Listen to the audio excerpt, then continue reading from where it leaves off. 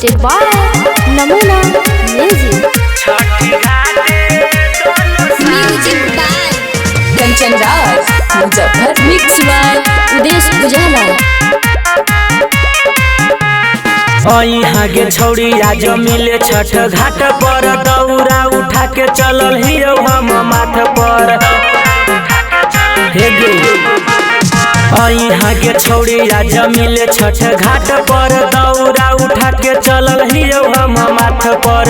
नारियल सुपवाय अपन हाथे चढ़ाई बड़ी गे छठी घाटे दोनों साथे जानू दिया जरई गे छठी घाटे दोनों साथे जानू दिया जरई गे।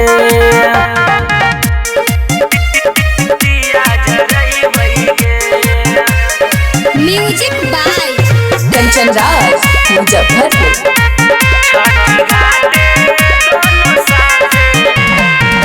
करी नहीं लेट भेट करबै फेर गे घर से निकलिहा होते अर्घ के बेर गे।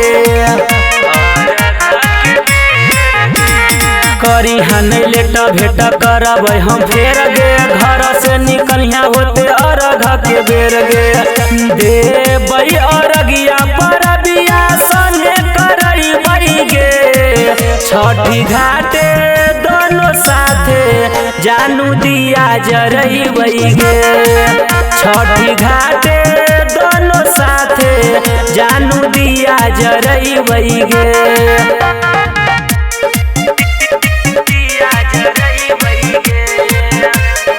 Music by कंचन राज मुजफ्फरपुर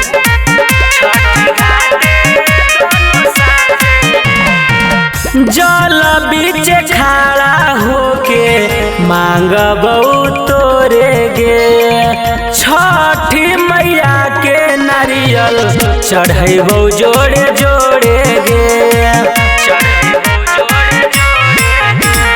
जल बीच खड़ा होके मांगबौ तोरे गे छठी मैया के नारियल चढ़ैबौ जोड़े जोड़े गे। राजेश बिहारी मोती मिलन से डीजे करई गे छठी घाटे दोनों साथे जानू दिया जरई गे छठी घाटे दोनों साथे जानू दिया जरई गे। Namuna Recording Studio, Rajgir.